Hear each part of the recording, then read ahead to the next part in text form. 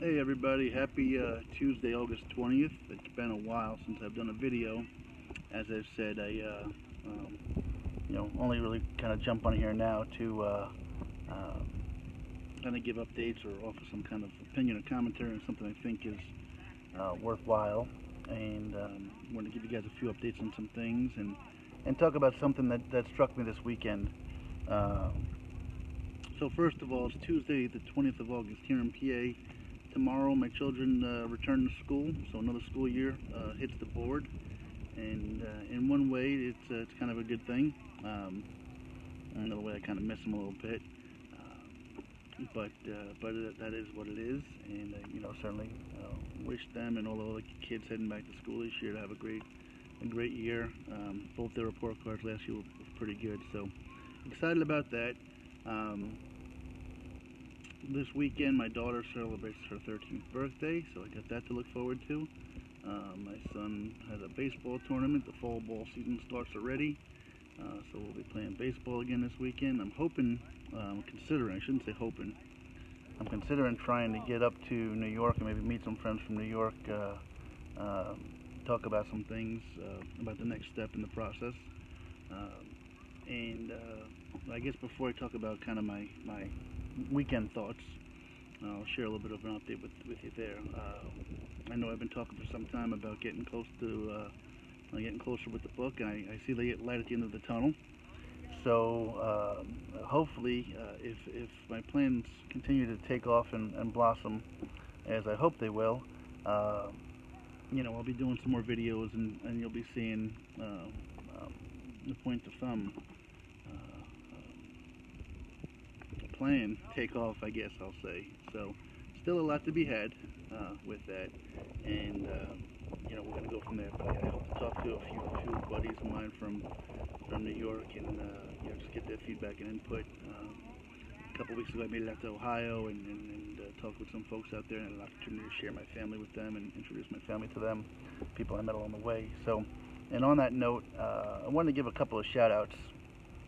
Well, again, as usual, my mind bounces all over the place here. So I got an email the other day from Anna Lee out in Cuba, Missouri, and I just want to say thank you for it. It meant the world to me. I didn't even realize, I mean, I know that everything happened about a year or so ago in certain towns and cities. I don't know the exact date, but I guess it was the 1 year anniversary from when I met her family.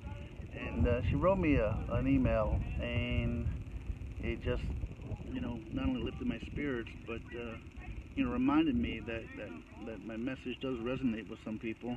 And, that's the kind of thing that it inspires me to want to keep going and do the things that I think our country and society needs right now. So shout out to Anna Lee. I also want to give a shout out to Miss Thelma. She's a young lady here from Pennsylvania, and she routinely looks for stories or moments where people pointed a thumb or did something humane, and she'll text them to me. And she shared a story with me this weekend about there was a young man that essentially set aside what he was doing to help an older infirm couple get into their car, and I believe a wheelchair was involved and so forth. But there are good deeds out there all the time, and those are the things we don't highlight enough. So Thelma, thank you for keeping me focused on the positive, because again, it's so easy to get caught up on the negative. One of the things I'm interested in seeing and hearing about on my walk was this crazy story down in Florida where, essentially, if I retell it properly, the gentleman, I shouldn't say gentleman, the jackass, I guess somebody was parked in a handicapped spot, maybe they're a jackass too, but he went up and started berating, a woman, her boyfriend, husband, partner, whatever, came out kind of to defend her. Like, he got shoved to the ground, and this other gentleman took out a gun and shot him and killed him, and I think that's going to trial. And I'm just always fascinated by our judicial system and our juries, and I'm interested to see how that turns out. It just seems like time and again, I don't know all the details, and rarely do we ever know the details, but you see things that just seem to make no sense. A police officer in New York that essentially put a guy in a chokehold Fairly famous case where the guy was saying, I can't breathe, and ended up dying. Didn't get charged with anything, but yet got terminated from his position. So, I don't know where the punishment, justifies one and not the other or whatever, but, that's where we're at with kind of societal things today. So, Annalie, thank you for taking the time to send me that email. Sometimes I forget, and maybe I don't allow myself to realize that, while I relied on people and they showed me and got me balanced in my mind and about society and helping me be a better dad, that I guess I did the same for some other people at times, and it was nice to read her email, so thank you, as far as that goes. So again, a busy weekend coming up, birthdays, baseball, some other things. But I want to talk about last weekend. Last weekend, 2 weekends ago, was at a beautiful park in Lancaster, Pennsylvania called Longs Park, where Phil Vassar performed. And they have a concert series, and every Saturday they perform. They had a Woodstock, I want to say, celebration, and it was all local Lancaster musicians. And it was a pretty big turnout. And I gotta be honest with you, it's funny, what we retain of things. Now, I was a young child when Woodstock took place, but I grew up in time when I knew the songs and heard about it and knew some things about it. But it's funny here. You remember the one or two iconic songs or videos you see from television, and the musicians came out and they started playing songs I'd never even heard of these songs. And I thought all these oldies that I heard a bunch of. But every concert I ever go to, anytime I hear live music, there's always one song that sticks out with me, that just changes things. And I'd like you all, if you get a second, there's some songs that come on the radio that you never really hear the words to, you never really pay attention to, but it's just one of those iconic songs. There's a beat to it. But now I'll look at this one differently and remember where I was in that moment. But it was Blood, Sweat, and Tears. I think the song's called When I Die or If I Die, something like that. But it's a great tune, and that's the one song that I took from the concert that meant a lot to me. But what the observation was this: I don't want to sound like that old guy, the way I thought old people sounded when I was young. But it was a really interesting dynamic sitting in this park full of folks celebrating 50 years of Woodstock. Essentially everybody was 60, 70 years old, a lot of tie-dyed outfits and clothes. But it was amazing to see these folks were in their element. They lived it, they wanted to be a part of it. This was their music, their genre, and music is so powerful. And it was great to see, so many people just so comfortable. You don't see that a lot these days. You walk around a park, a mall, a public arena, and I'm sorry, I'm shooing a bug out of here, and you see, you just don't see that. I use the term decompressed a lot. You don't see a relaxed atmosphere. People are always, watching out for somebody, bumping into somebody, hustle and bustle, and to just see these folks in their element was really special. But what I took away from it, and this is where I don't want to sound like the old guy, is we were blessed. And I'm looking at my own children and wondering how these traditions carry on. I try to take my kids to a lot of musical performances when I can, because I know years from now they'll look back and remember those times and the concerts.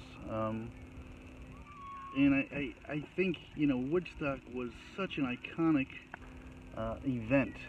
I was there with some folks, Jamie's mom and her aunt, and I was showing them some videos when I saw this documentary not too long ago about Woodstock, about how the New York State Thruway was just lined with cars. And then, here's something that in this day and age, just even the performers, let alone the people. The Who was supposed to be the second to last group of day 2. And it turns out they went in, they didn't go on until 5 a.m. in the morning. While they were performing their last song, the sun was rising. you know, how many groups these days, as spoiled and divish as they could be, would even stick around and say, we have to wait to play our set. But, I wonder how much, I look around at music today, and technology is a great thing in so many ways, but I think it really hurts us musically, in the sense that, I can sit here right now and name 30 bands off the top of my head from the 70s to 80s that all have greatest hits albums, and maybe they don't have many greatest hits, but they have albums that's named greatest hits. But my point is, they had albums, they had full CDs. Nowadays, I'm trying to think of the performers that will have a lasting impression. I know Coachella came out some time ago, and I encourage young kids to go and celebrate that. But a Beyonce, a Taylor Swift, a Maroon 5, how many of these performers or groups are truly iconic and have the lasting power? Nowadays somebody performs one song and it goes on to an iTunes or a Google Play account, and people can download one song. They don't need to put out content that's 8, 10, 12 songs deep. And I just think that's a shame. And maybe I'm wrong. Maybe I'm being that old guy. But my point that I'm trying to make is, for the people like me in the 50s and the young parents out there in their 30s and 40s, educate yourself about Woodstock and pass it on to the kids and share some of the music, and because eventually it's just going to become another footnote in history. And one of the things I'm realizing as I'm getting older is, again, you don't see it when you're 20, when you're 30. You just don't see it. But, the people that lived it, are not going to be around to share the stories, the first-hand accounts. It's going to be, it's like some of the wars right now, where Honor Flight, I've talked about in the past, but they've moved up the wars. It was World War II, but there aren't a lot of many living people in World War II. And I went to Korea, and now it's getting towards Vietnam. But we're going to be missing those first-hand accounts. So I really just encourage young parents out there these days to invest your time in learning about it, hearing some first-hand accounts, to be able to share it and pass it down, so these traditions, don't die. Woodstock was absolutely beyond iconic. I mean, to think how that got put together and everything, and it changed the world to some degree, at least for those, I don't know how many people, they say 1 million people that attended it, and probably 10 million if you ask them these days who attended. 10 million people would say they were there. But as they get older and they pass on, those first-hand accounts are lost. And then, as I'm sitting here listening to this music that day, and I was sober and sane, not just musically, but other traditions in our life. How many things are we not passing down to our children and sharing with our children? And that's the underlying message I wanted to share with this video here today was, take advantage of sharing, family history, stories. Don't think you're going to bore your kids. Maybe you will, but I really don't think you will. You may bore them today, but 10 years from now, they're going to pull that out of their back pocket and go, hey, my dad did this one time. My mom did this one time, So, a lot going on this weekend. I try not to torture you guys with too many videos. The book is getting pretty close to the end, and then it's going to be another step involved with getting it, to print and the whole bit. But I'll keep you updated with that. Thank you all for your support. As I said, Thelma, thank you for keeping me updated with some really positive stories.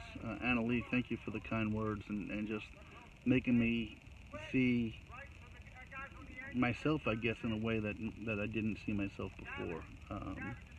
And it was very flattering. It really was. So thank you for that. Love you guys. Thanks for following. Stay tuned. And there's going to be a whole lot more coming. It really is.